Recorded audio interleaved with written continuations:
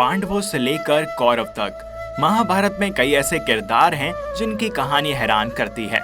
दिलचस्प बात यह है कि महाभारत का हर किरदार एक दूसरे से किसी न किसी रूप में जुड़ा हुआ है और महाभारत के युद्ध में उसकी अहम भूमिका भी है। इसी में एक कहानी है इरावन की भी। इरावन दरअसल अर्जुन और नाग कन्या उलूपी के पुत्र थे। उनके बारे में कहा जाता है कि उन्होंने पांडवों की जीत के लिए माँ काली के सामने अपनी बलि दे दी थी और वे किन्नरों के भगवान बने। इस वीडियो में हम इरावन के बारे में जानेंगे और फिर क्यों भगवान कृष्ण इरावन की मृत्यु पर रोए। परंतु वीडियो में आगे बढ़ने से पहले यदि आप चैनल पर नए हैं तो इसको सब्सक्राइब और बेल आइकन को प्रेस जरूर कर लें और हमारे साथ बोलें राधे राधे। 5 पांडवों में से एक अर्जुन की 4 पत्नियां थीं, द्रौपदी, उलूपी, चित्रांगदा और सुभद्रा। इरावन अर्जुन और उनकी दूसरी पत्नी नाग कन्या उलूपी के बेटे थे। इरावन पांडवों की ही तरह बलवान और योद्धा थे। हिंदू मान्यताओं के अनुसार एक ऐसा समय आया जब पांडवों को लग रहा था कि वे युद्ध हार जाएंगे। तब नर बलि की मांग उठी। कहा गया कि अगर किसी राजपुत्र की बलि दी जाए तो पांडव यह युद्ध जीत जाएंगे। तब यह सवाल उठा कि आखिर खुद की बलि कौन देगा। कहा जाता है कि अर्जुन के पुत्र इरावन उस समय आगे आ गए और उन्होंने खुद की बलि देने की इच्छा जताई। इरावन अपनी बलि देने के लिए तो राजी हो गए, लेकिन उन्होंने एक शर्त रखी। इरावन ने कहा कि वे अविवाहित नहीं बनना चाहते। तब फिर सवाल उठा कि इस समय इरावन से विवाह कौन करेगा। कौन सा पिता एक ऐसे पुरुष को अपनी बेटी देना चाहेगा जिसके मृत्यु होने वाली हो। कहा जाता है कि तब भगवान कृष्ण ने मोहिनी का रूप धारण किया और इरावन से विवाह कर लिया। साथ में कहा यह भी जाता है कि उन्होंने उसके साथ एक रात भी बिताई। अगले दिन इरावन कौरवों से लड़ने के लिए चल दिए, ये जानते हुए भी कि आज उनकी मृत्यु निश्चित है। महाभारत के भीष्म पर्व के 83वें अध्याय के अनुसार महाभारत के युद्ध के 7वें दिन अर्जुन और इरावन अवंती के राजकुमार विन और अनुविन से अत्यंत भयंकर युद्ध कर रहे थे।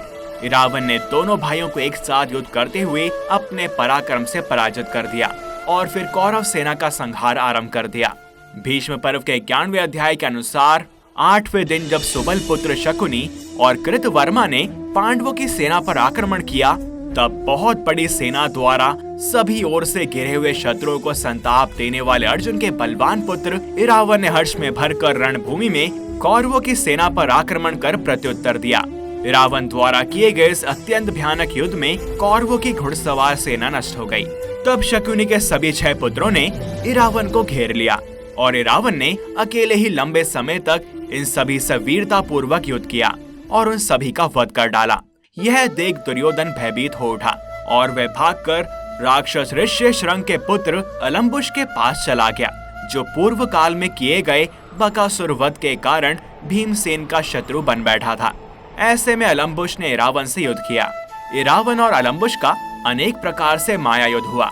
अलम्बुश राक्षस का जो अंग कटता वह पुनः नए सिरे से उत्पन्न हो जाता था। युद्ध स्थल में अपने शत्रु को प्रबल हुआ देखकर उस राक्षस ने अत्यंत भयंकर एवं विशाल रूप धारण करके अर्जुन के वीर एवं यशस्वी पुत्र इरावन को बंदी बनाने का प्रयत्न आरंभ कर दिया। उस दुरात्मा राक्षस की माया देखकर क्रोध में भरे हुए रावण ने भी माया का प्रयोग शुरू कर दिया। उसी समय नाग कन्या पुत्र इरावन के मातृ कुल के नागों का समूह उसकी सहायता के लिए वहां पर आ पहुंचा। रणभूमि में बहुत से नागों से घिरे हुए रावण ने विशाल शरीर वाले शेषनाग की भांति बहुत बड़ा रूप धारण कर लिया। तब उसने बहुत से नागों द्वारा राक्षस को आच्छादित कर दिया। तब उस राक्षस राज अलम्बुश ने कुछ सोच विचार कर गरुण का रूप धारण कर लिया और समस्त नागों का भक्षण करना आरंभ कर दिया। जब उस राक्षस ने इरावन के मातृकुल के सब नागों का भक्षण कर दिया, तब मोहित हुए इरावन को तलवार से उसने मार डाला।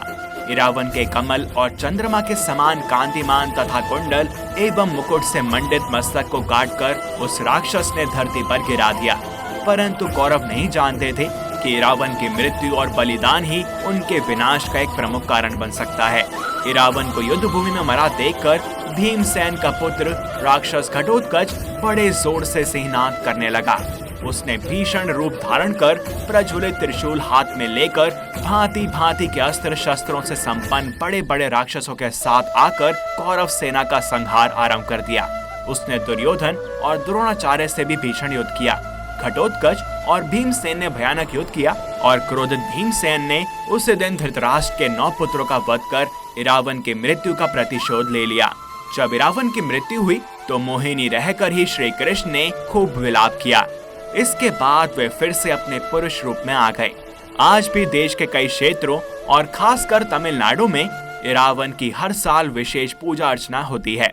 वर्ष में एक दिन ऐसा आता है जब देश भर के किन्नर तमिलनाडु के कुवागम गांव में एकत्र होते हैं। यह गांव तमिलनाडु के विलुपुरम जिले में आता है।